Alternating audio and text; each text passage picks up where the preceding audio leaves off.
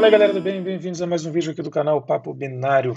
A gente está na aula 22 do AMO, nosso curso de análise de malware online, e nós vamos falar aqui de DLL Sideloading. O que é isso? Na real, na aula 21, eu expliquei como a gente analisa DLLs, o básico ali de como uma DLL é chamada, a função DLL main, também conhecido como DLL entry ou DLL entry point, e as funções exportadas.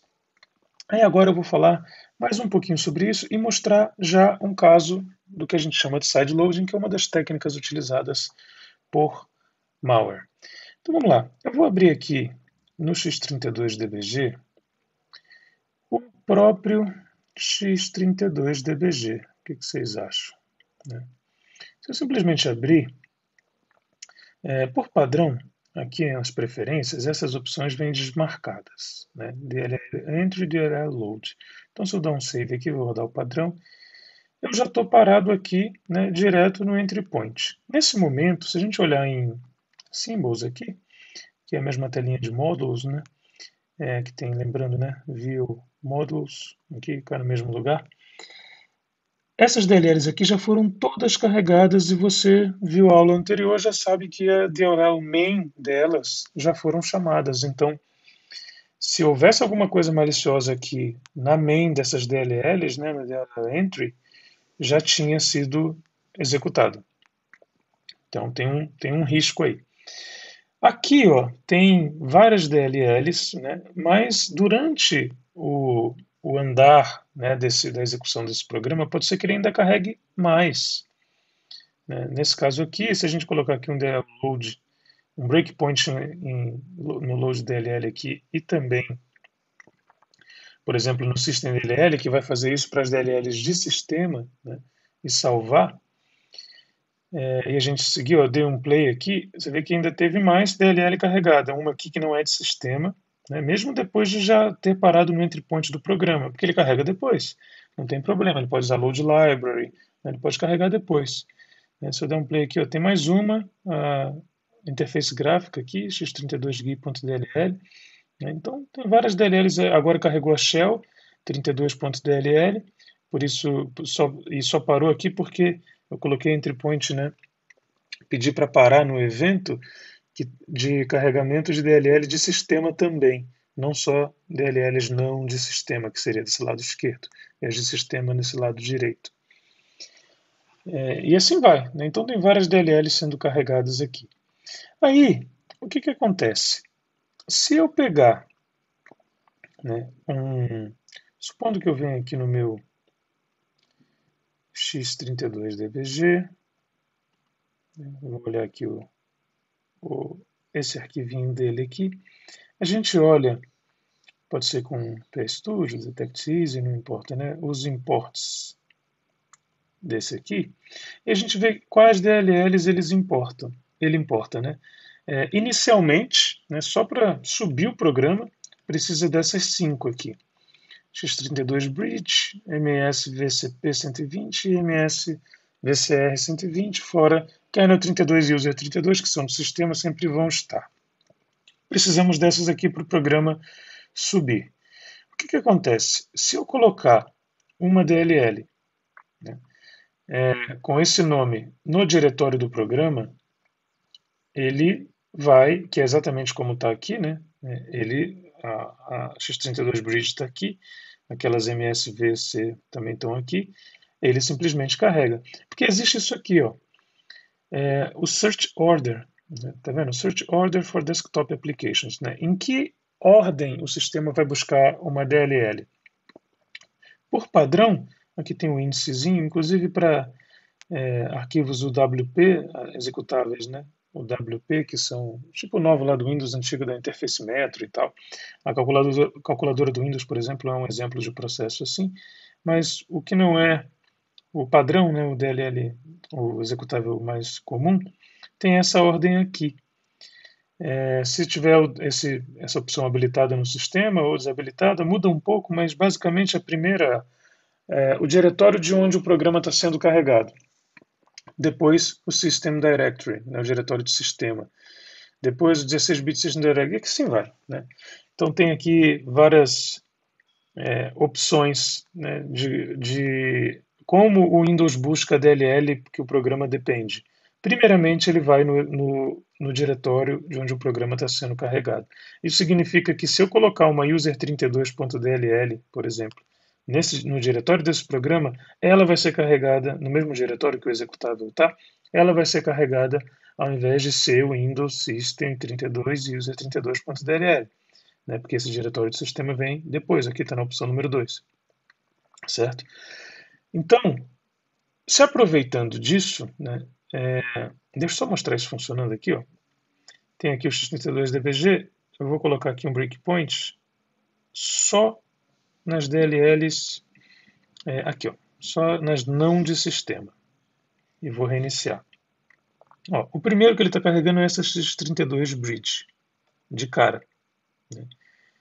Depois MSVCP 120. Não importa se essa DLL existe lá no diretório de sistema, né? Se eu copiá-la, né, para um diretório de sistema, se o Windows System 32 deixar lá, não importa, ele vai carregar essa aqui porque ela está no diretório do programa primeiro. Beleza, isso é o jeito como o Windows funciona. Se aproveitando disso, o que criadores de malware pensaram? Bom, se eu pegar um programa qualquer, né, tipo o próprio x32dbg ou qualquer outro programa, né, a calculadora do Windows, sei lá, não importa, qualquer programa, eu posso verificar quais DLLs ele depende e, né, tentar infectar minha vítima, por exemplo, mandando um arquivo zip com esses dois arquivinhos aqui, ó.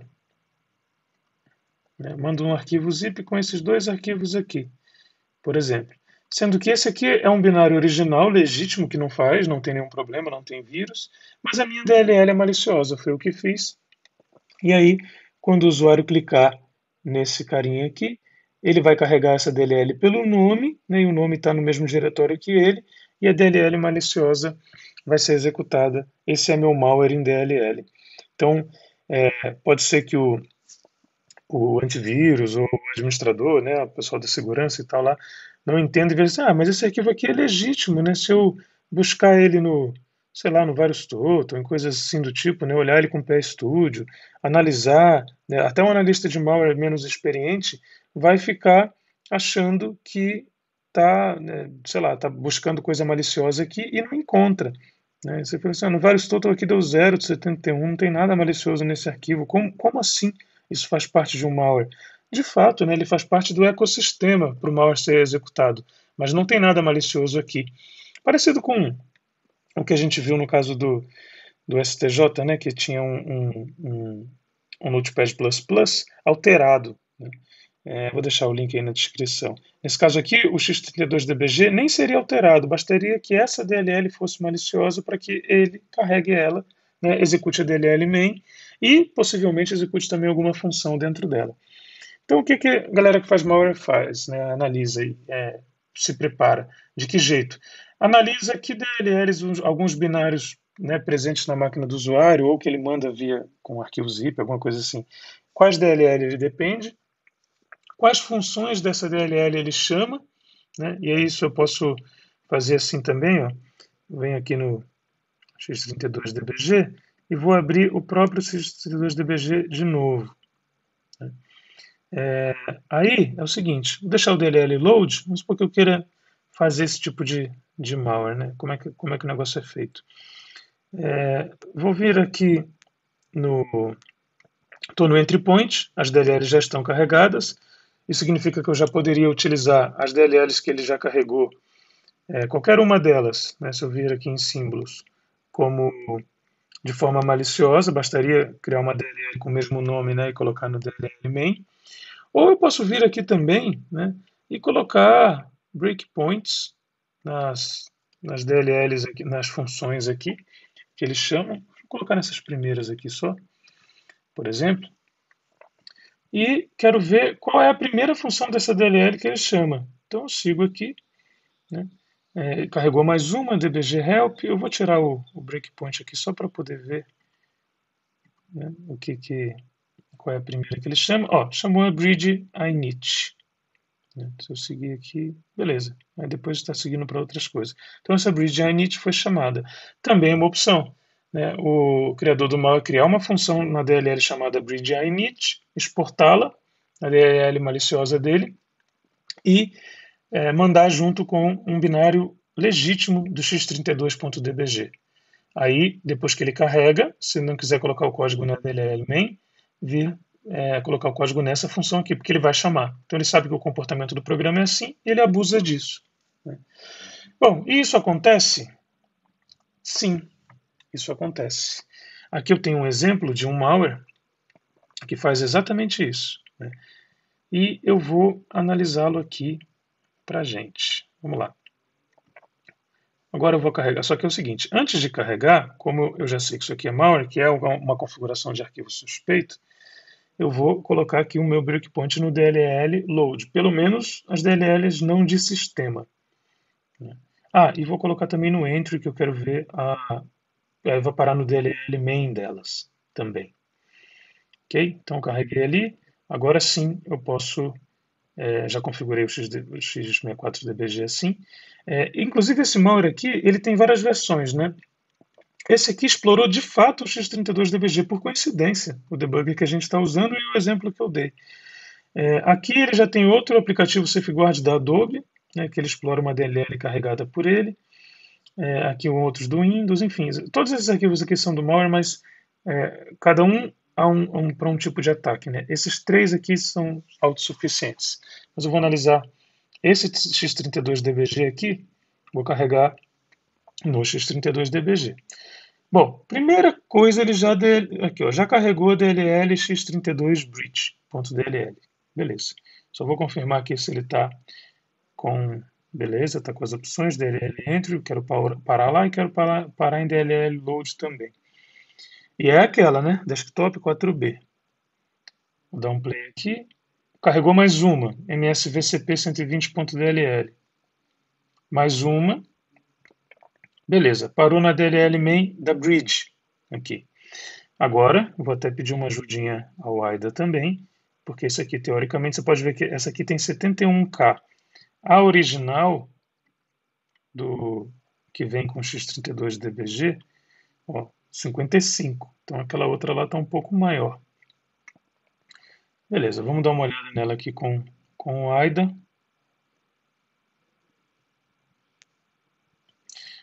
Tem um PDB bem diferente, né? Major Pre-Release Hex.pdb, um caminho ali que o criador do malware usou.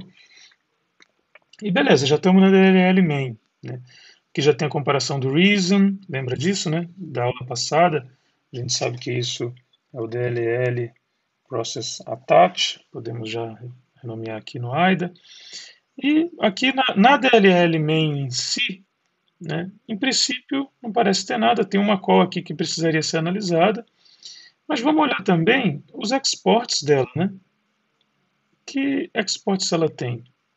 Tem dois, bridge init, bridge start. A gente viu inclusive que o bridge init é chamada pelo binário, né, não malicioso, o binário normal. Se a gente olhar a DLL original, nesse caso aqui, a X32 bridge original, que não é maliciosa, claro, e dar uma olhada nos exports, tem um monte, ó, bridge alloc, bridge free, um monte de coisa, né? Já a maliciosa, olha aqui a barrinha, quantas, né? Já a maliciosa só tem dois exports, está aqui no AIDA. Dois exports, init e starts. Deixa eu olhar essa função init. Tem umas coisas rolando aí. Get model file name, já é o código do malware aqui. Aí a análise vai normal. Análise de malware comum, né? Interessante, né? Como é que a gente pode chegar nesse conceito aí, nesse valor. Beleza, aqui tem a DLL main. Se a gente analisar aqui, né, para efeitos de brevidade, aqui eu não vou ficar analisando esse código, mas eu já olhei e realmente não tem nada na DLL main, então o criador desse malware colocou isso realmente numa função exportada. A gente pode vir aqui nos módulos, olhar a bridge, né, ver que realmente só tem duas funções sendo exportadas aqui, ó, tá vendo? Isso aqui é o entry point, então tem duas funções aqui sendo exportadas. Colocar breakpoint nelas. A gente já viu pelo comportamento do X64DBG que ele chama essa init primeiro. Mas mesmo assim, vou deixar o breakpoint nelas e rodar. Ele parou na main de outra DLL, QMS AVCR 120. Na main de novo de outra. Agora ele está no breakpoint do programa, do binário x32DBG, que não é malicioso. E agora eu estou na bridge.dll aqui, na bridge init, que ele foi chamado. Né?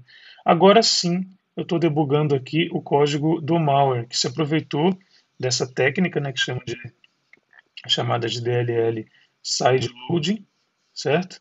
Se aproveitou dessa técnica para poder mandar uma DLL maliciosa. Né? Então o que ele faz aqui? Ó?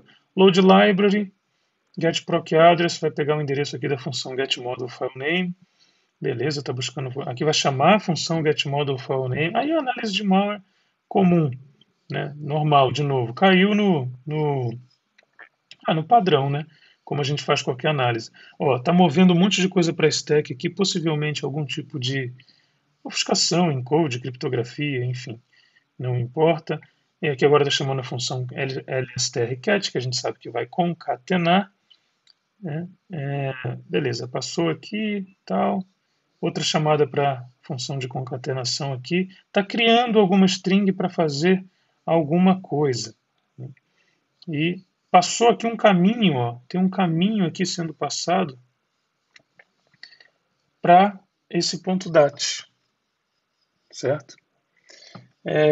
Está chamando um arquivo .dat, x32bridge.dat, que é um malware, nesse caso esse malware bem parecido com o esquema do STJ mesmo, ele também usa um .dat que é passado junto. Né? Então aqui tem bridge DLL, que é DLL maliciosa, o x32dbg, que não é malicioso, e um .dat, que vai ter um código. Né? A gente já sabe que possivelmente é isso. Né? Se a gente entrar nessa função aqui e olhar, novamente tem load library e novamente get proc address, né? Padrão que a gente já conhece. Nesse caso, o get proc address aqui pegou da create file e aqui vai chamar a create file. Create file passando quem? Justamente esse ponto .dat. Né? Depois de chamar isso e de ler, eu não vou entrar em detalhes aqui, porque isso tudo a gente já viu em outros vídeos, né? Get file size e tal, coisas do tipo, load, library de novo. Vai chegando, vai chegando, vai chegando, né? Até o momento aqui, depois desse close handle, ó, vou rodar com ela até o final, get proc address, tal, rolou aqui, de novo, mais coisas. Read file, está lendo o arquivo, o conteúdo do arquivo, né? E aí vai lendo um loop. Eu vou pedir para rodar aqui até o finalzinho dessa função, executar até o retorno. Né? E depois disso, a gente vai ver aqui a decriptação. Esse Hello USA President, nesse caso desse malware, é a chave, né, que vai decriptar. Então tem um loop aqui. Né? E no final das contas, vamos parar aqui. Virtual alloc, já sabemos que isso também está alocando memória. Né? O que a gente espera encontrar aqui em algum momento é um salto para essa memória alocada que vai de fato executar o payload decriptado. Estamos de volta aqui na bridge, tal. Beleza, chegamos. Call EX. Aqui está qual, né, a X, esse endereço aqui, o que tem lá, se a gente seguir no disassembler, um payload decriptado daquele ponto .dat. Bom, fiz toda essa volta aqui só para você entender a análise desse malware em específico, não é importante, né? O importante é o assunto aqui do DLL side loading, então fique em mente que é possível fazer esse tipo de coisa, né? Tendo um binário legítimo que carrega uma DLL, criadores de malware se aproveitam disso, mandam uma DLL maliciosa com um binário não malicioso, esse conjuntinho. E aí isso pode ser explorado dessa forma, né, com esse tipo de técnica. Que também, se a gente botar aqui DLL side loading, né, no DLL side loading na internet, você acha isso no Mitre. Né, tem a definição, né, dessa técnica aqui, ó. Desse ataque aqui, Hijack Execution Flow. E aí tem mais detalhes, outras formas de serem feitos, vale a pena dar uma lida. Né, os grupos que já utilizaram e coisas do tipo. Beleza? Bom, vou ficando por aqui. Se você está curtindo esse curso e esses assuntos, saiba que a gente só consegue fazer isso porque tem gente que apoia. Então, se você entrar em mentb.in/apoie, tem lá uma forma de você se tornar um apoiador, tem várias vantagens também, e você vai garantir que esse curso e todos os outros nossos projetos continuem. Beleza? Peço aí a ajuda de vocês para que a gente possa continuar fazendo esse trabalho de mentoria, de entregar treinamentos e tudo que a gente tem entregue para vocês através do nosso portal, né? mentebinaria.com.br. Dá uma chegada lá, se cadastra que você vai curtir. Falou? Até a próxima aula, então. Um abraço e tchau.